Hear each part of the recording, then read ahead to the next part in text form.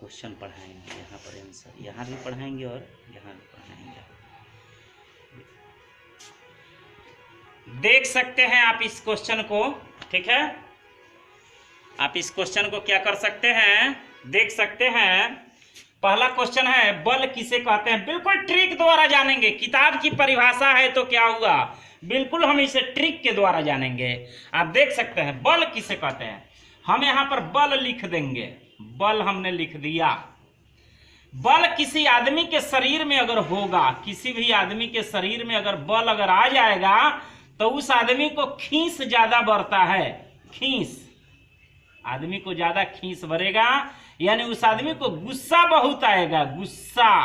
ध्यान देंगे तो खी से खींचना, खी से खींचना और स से सरकना।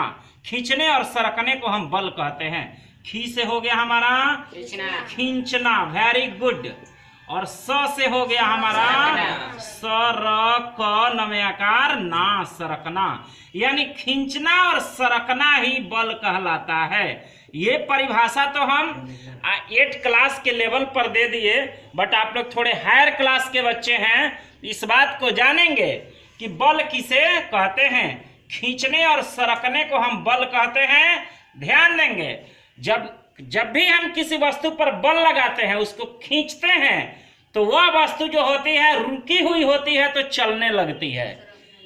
अगर कोई ऐसी वस्तु होती है जो चल रही है, अगर उसमें हम अगर बल लगाएंगे तो वो वस्तु रुक जाती है। तो बल क्या करती है बाबू, बल के क्या कार्य हैं, बल के 3 कार्य हैं। मुख्य रूप से बल के 3 कार्य हैं। पहला कार्य उसका क्या है, किसी भी वस्तु को वह रोक सकता है। बल जब आप लगाइएगा तो बल के द्वारा हम किसी भी वस्तु को रोक सकते हैं। दूसरा कार्य है, बल के द्वारा हम किसी भी वस्तु में गति पैदा कर सकते हैं। जैसे आप साइकिल चलाते हैं, अगर आपके शरीर में अगर आपके बल नहीं होता तो आप पाउडिल मारिएगा तो साइकिल नहीं चलेगा। आपके शरीर में अगर बल है तो आप पाउडिल मारिएगा, बल लगाइएगा तो साइकिल धीरे धीरे धीरे धीरे गति में आ जाएगी। इस तरह हम कह सकते हैं कि बल के द्वारा हम गति भी उत्पन्न कर सकते हैं। तीसरा जो क्वेश्चन है वो बहुत ही महत्वपूर्ण इसका आंसर है। बल के द्वारा हम किसी वस्तु की दिशा बदल सकते हैं, दिशा में भी चेंज हम ला सकते हैं। अगर हमारे शरीर में बल होगा, जैसे फुटबॉल का खिलाड़ी अगर उधर से बॉल मारता है, हम अपने पैरों से अगर थोड़ा सा भी बल लगाते हैं तो बॉल दूसरी दिशा में घूम जाता है। मेरे प्यारे छात्रों, एक बात आप ध्यान में रखेंगे, बल किसे कहते हैं। बल रहेगा, किसी आदमी के शरीर में खींच भरेगा, गुस्सा आएगा तो खी से खींचना और स से सरकना को हम बल कहते हैं। बल के कार्य क्या है, बल किसी वस्तु को रोक सकता है, किसी वस्तु को स्टॉप कर सकता है। बल के द्वारा हम किसी वस्तु में गति ला सकते हैं और बल के द्वारा हम किसी वस्तु की दिशा को भी बदल सकते हैं। एक बात देखिएगा, तीसरा जो मेरा क्वेश्चन है, बल किसी वस्तु में क्या उत्पन्न करता है, तो बल किसी वस्तु में त्वरण उत्पन्न करता है। आप इस बात को जान जाएंगे, बल किसी वस्तु में त्वरण को उत्पन्न कर देता है।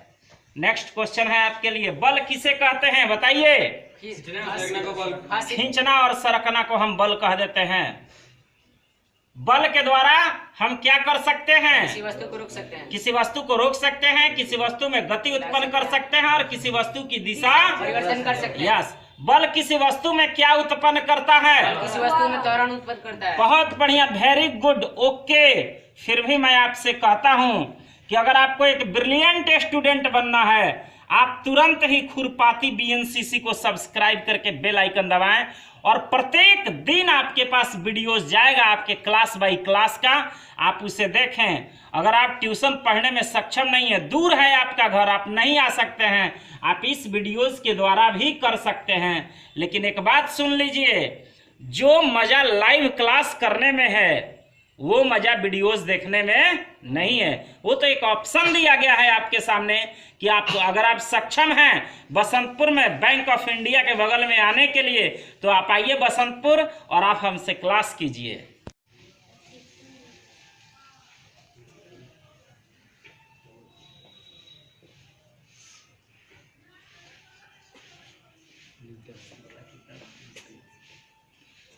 बल किसे कहते हैं, बल किसे कहते हैं और इसका मात्रक क्या है। अभी आपने पढ़ा, यहाँ बोर्ड पे ध्यान होगा सभी बच्चों का। अभी अब मैं बोल रहा हूँ, बोर्ड पे ध्यान होना चाहिए। बल किसे कहते हैं अभी आपने ट्रिक से पढ़ा था, अभी अभी बल किसे कहते हैं, इसका मात्रक क्या है, आपने ट्रिक से पढ़ा था। खींचने और सरकने को बल कहते हैं। ध्यान दीजिएगा, यहाँ पर कोई वस्तु है, आप इसका आंसर खुद ही दे सकते हैं, लेकिन मैं आपसे पूछता हूँ, यहाँ पर भी कोई वस्तु है। जब इसके ऊपर में बल लगता है, जब हम इसके ऊपर में बल को लगाते हैं, जब किसी वस्तु के ऊपर बल कार्य करता है, बल क्या कर रहा है, कार्य कर रहा है। जब किसी वस्तु के ऊपर में बल लगता है तो उस वस्तु में मुख्यतः 3 परिवर्तन हो जाते हैं। उस वस्तु में जो परिवर्तन होते हैं वो मुख्य रूप से 3 ही होते हैं। उस वस्तु में जो क्या हो जाता है, परिवर्तन। परिवर्तन का अर्थ होता है बदलाव। परिवर्तन नंबर 1, वस्तु की गति में परिवर्तन होता है। परिवर्तन 2, वस्तु की दिशा में परिवर्तन होता है। और गति में, वस्तु में गति देने के साथ साथ हम वस्तु को रोक भी सकते हैं। यानी बल लगा करके किसी वस्तु में गति ला सकते हैं, बल लगा करके किसी वस्तु की दिशा बदल सकते हैं, और बल ला करके किसी वस्तु को हम रोक सकते हैं। हमारी अच्छी सी परिभाषा क्या होगी, थोड़ा यहाँ पर ध्यान देंगे। यहाँ पर इस सिस्टम पे मैं बोर्ड पे भी लिख देता हूँ। बल वह भौतिक कारक है, कारक है जो जब किसी वस्तु के ऊपर कार्य करता है, कार्य करता है, तब वस्तु में मुख्यतः 3 परिवर्तन होते हैं। परिवर्तन होते हैं। पहला परिवर्तन आप लिख सकते हैं, वस्तु की गति में परिवर्तन आ सकता है। दूसरा परिवर्तन, वस्तु की दिशा में परिवर्तन आ सकता है। वस्तु में हम गति ला सकते हैं, वस्तु की दिशा बदल सकते हैं। यहां से आप देख सकते हैं, वस्तु में गति ला सकते हैं, वस्तु की दिशा बदल सकते हैं, और किसी वस्तु को हम रोक सकते हैं। तो बल वह भौतिक कारक है जो जब किसी वस्तु के ऊपर कार्य करता है। हम देखेंगे कि बल किसे कहते हैं। हमने देख लिया कि बल किसे कहते हैं।